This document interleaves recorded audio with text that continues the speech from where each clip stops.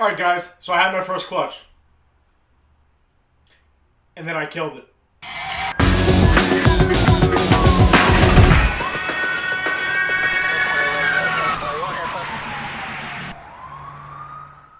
What's up guys, and welcome to Blue Line Morphs. I'm Baker. So if you're new to the channel, please subscribe, hit the notification bell. I do post every Monday, Wednesday, Friday, and Saturday. I am a bull python breeding channel. That is the goal at least. We're trying, we're making way. We are brand new.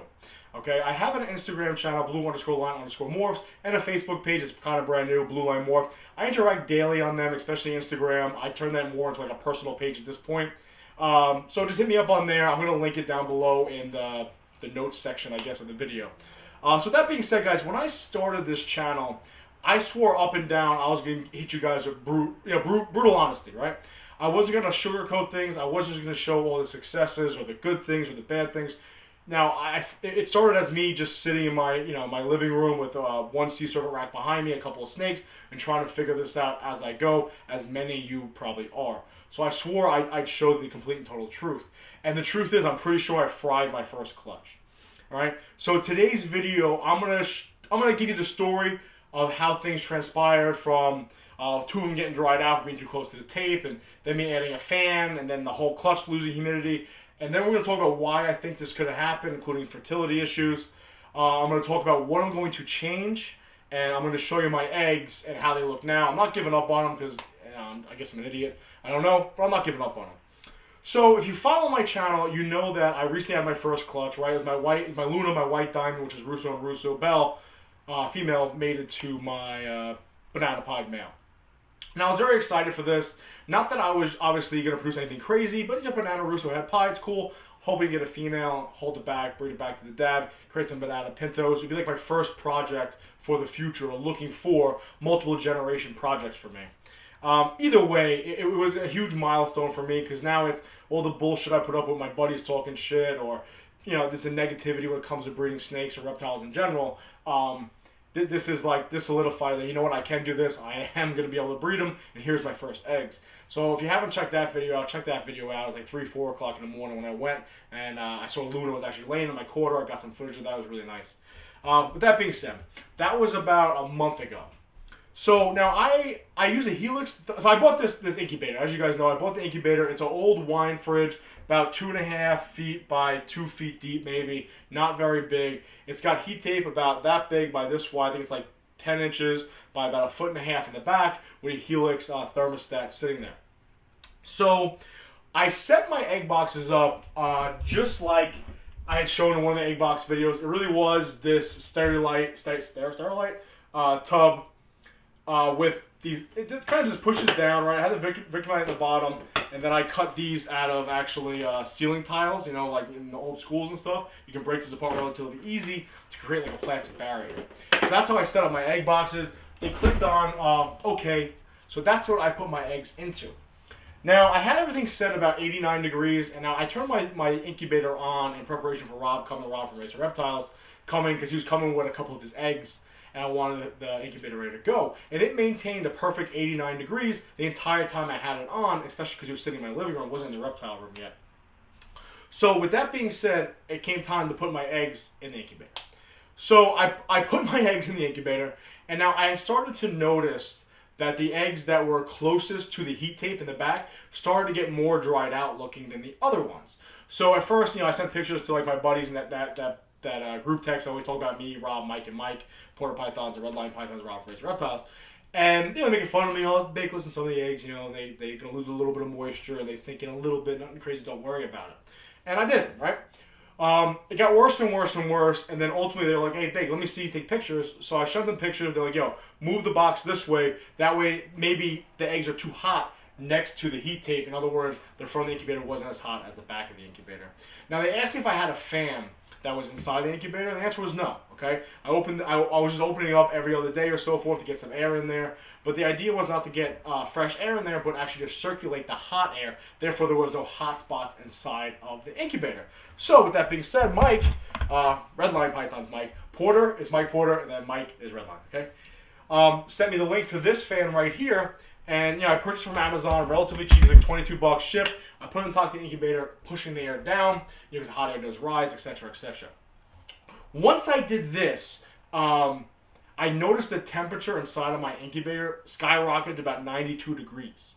So I couldn't really figure out why that was. So then I set my Helix thermostat down to about 86, 85 degrees to compensate for that extra 3 or 4 degrees. So now I was sitting about 90, 91 degrees. Now Rob, inside of his egg box inside, has that little thing that measures the temperature and the humidity and sends it back to his phone on an app, right? So recently he gave up on his clutch and cut all open, and they were passed away. They did die. So if you look at his channel, he made the same exact video. We're both kind of bulldozing our way through this. He sent me the graph. I'm going to try to link the graph now. Maybe it worked, maybe it didn't. I'll try to figure it out. I don't know if it worked. If it did, I don't know. I'll try to make it work. Anyway, so essentially when my incubator had a couple of spikes from when I first moved into the reptile room. Now my eggs weren't in there at this point. This is when we first put all the stuff inside this little bedroom, this actual bedroom that I had. He had 2 spikes of 95 degrees for 2 days, which in itself did Rob's eggs in. With that being said, when I put this fan in, the temperature did go to 92, 93 degrees. And the reason why I think that happened is when I let the fan run just by itself on the outside, then hit it with my infrared heat gun, I was reading about 90 degrees. So ultimately what I think was happening was because this fan was running hot, it was inside the incubator, maybe the thermostat was actually just shutting down the heat tape because this was generating so much heat, such a confined area, that was heating the incubator on its own. So ultimately what that caused is it to be too hot, which could have been one of the factors of why I think all my eggs are dead. As that happened, I noticed everything was getting dried out. So I think it was due to the temperature. Also, these lids weren't as tight as I had hoped. Target sells the ones with the purple handles that flip up and clip down, which I think will make a better seal. I'm probably going to use those next time. So I think I lost a lot of humidity because of that. And the fan generating more heat and then pushing down the air, I think caused me to lose even more humidity. So once I saw that, I went out and I purchased, what the hell is this called? Press and Seal. And I put Press and Seal on the top of the egg box, add a little water in the vacuum line, a little cup, and just put a little more in there to add some water. I thought I had dried out. As that happened, I noticed there's a lot of condensation. It's holding humidity great. But of course now I had some mold growing, a lot of mold growing on my eggs. Then I hit them with the foot powder. I drilled 2 holes in it because I was thinking maybe there's too much moisture in to get loud airflow. Ultimately, I think they're cooked, they're smoked. I'm going to show you them now. As I promise, complete and total transparency. I'm not going to give up on them just because, who knows, you know what I mean? I think 2 or 3 of them are actually dead. I'll hold up the one that's actually dead. Let me lower this camera quick for you guys. I'll move it, whatever. I'm on a little ghetto tripod. So, this is my end result.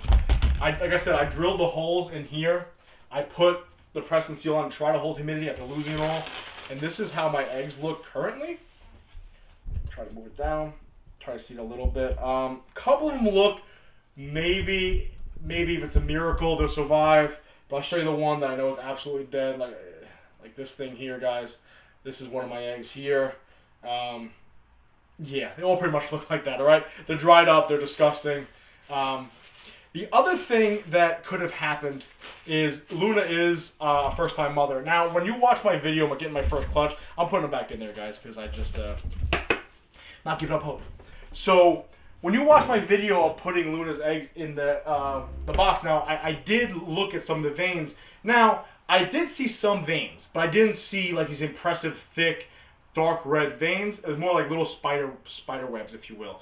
Nothing crazy. Not spider webs, a lot, just little fine veins. So I could have had some fertility issues also. I mean, he is a first-time dad, I guess. The male is probably a little bit over a year, if that. And the female, she's a little older, but it's her first time ever being bred.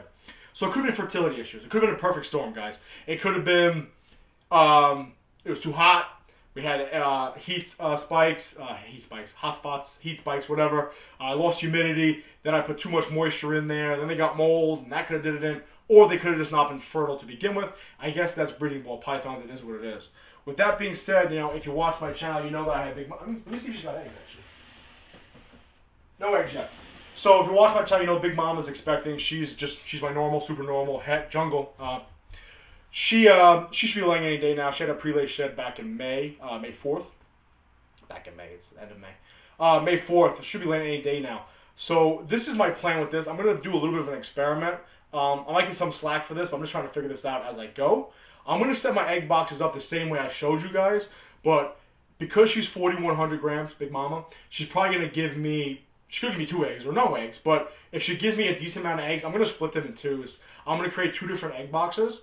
The first one I'm going to do is I'm going to drill holes in it, put the press and seal on it, and the other one I'm going to put just the press and seal on with no holes on it and see which one holds up better. Ultimately, if I see one's going downhill really quickly, I'll try to switch it real quick to the other one that's being successful. Now, I have heard things of like press and seal not working, or too much moisture, that you need the holes, or you don't need the holes. Either way, guys, comment below. Let me know what you think. I'm pretty sure I killed my first clutch. It sucks. I'm not giving up on it. I'm gonna keep it in there, but I think they're pretty much toast. I guess that's the ups and downs of breeding ball pythons. Either way, I'm gonna correct this. So, although this incubator I'm sure is fine, it's probably my error or fertility issues, I'm probably gonna end up buying a sea serpent hotbox incubator for next year, just to maybe correct these questions or eliminate some of these variables. I'm big on just, listen, if I buy a professionally made one. Now, I know a lot of people swear by the ones they make and the refrigerators, made into this and that. I totally get that. I respect that. I do. I'm just going to buy one. I'm going to buy one made. It is what it is. I'm going to eliminate some human error and some equipment error, rather. That way I can just rely on my human error and fix my human error. With that being said, guys, comment below. Let me know what you guys think. Hit me up on Instagram. Let me know what you think I did wrong. I think it was a combination of a lot of things. I think it was a perfect storm. Either way, it's super disappointing. But I'll tell you right now, guys, if you made it to the end of the video, I'm not done. I'm not giving up. I'm going to keep going. This is just something I'll talk about for years and years to come. How I cooked my first clutch. I'm in this for a long haul. I'm not going anywhere. And hopefully I do much better with Big Mama's clutches. So, till next time, guys, listen, be safe. Please, remember, always watch your 6.